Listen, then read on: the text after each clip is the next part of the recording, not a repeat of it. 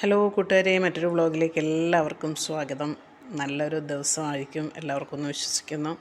ഞാൻ ഇന്നൊരു ചെറിയ യാത്രയിലാണ്.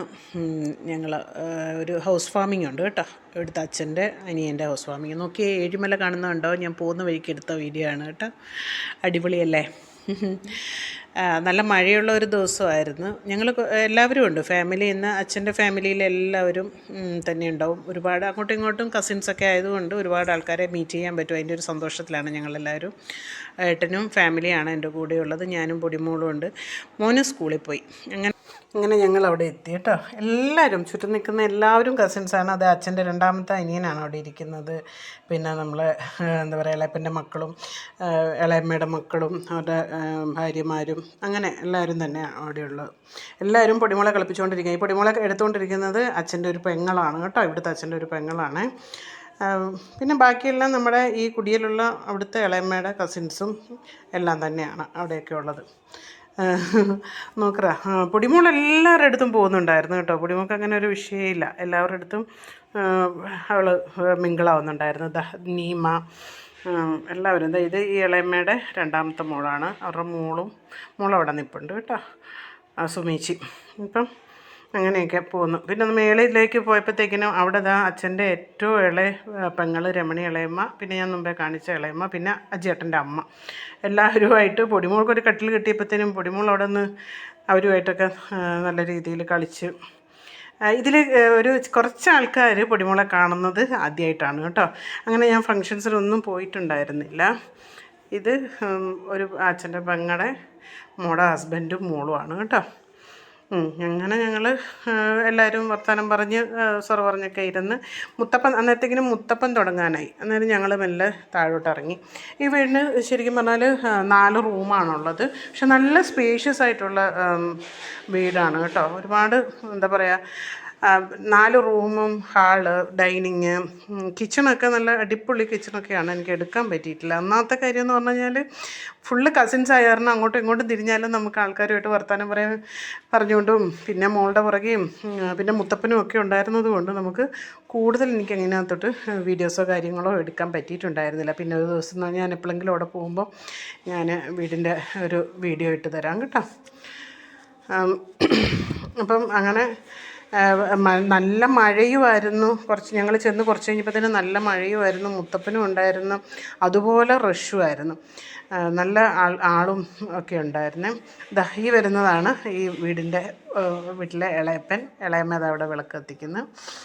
മക്കൾ 2 പേരാണ്, ഒരു മോളും മോനുമാണ്. അവരെ ഒന്നും എനിക്ക് ഇതിനകത്ത് ഉൾപ്പെടുത്താൻ പറ്റിയില്ല. എല്ലാവരും അങ്ങോട്ടും ഇങ്ങോട്ടും ബിസിയായി പോയതുകൊണ്ട് ഒന്നും ചെയ്യാൻ പറ്റിയിട്ടില്ല. ഗണപതി ഹോമമൊക്കെ രാവിലെ കഴിച്ചിരുന്നു. അപ്പം ഇനിയിപ്പോൾ മുത്തപ്പൻ തുടങ്ങാൻ പോവുകയാണ് കേട്ടോ. അപ്പം നമുക്ക് വെളിയിലേക്ക് ഇറങ്ങാം എല്ലാവരും കൂടെ. മുത്തപ്പൻ പുറപ്പെടുന്നതെല്ലാം ഞാൻ കാണിച്ചു തരാം. ഇതിൽ എത്ര പേര് എൻ്റെ വീഡിയോസ് കാണുന്ന എത്ര പേര് മുത്തപ്പനെ കണ്ടിട്ടുണ്ടെന്ന് അറിയില്ല. പറശ്ശിനിക്കടവ് മുത്തപ്പൻ നമ്മൾ നേർച്ചയായിട്ട് കഴിയും. അങ്ങനെ മുത്തപ്പൻ തുടങ്ങുന്നത് കേട്ടോ.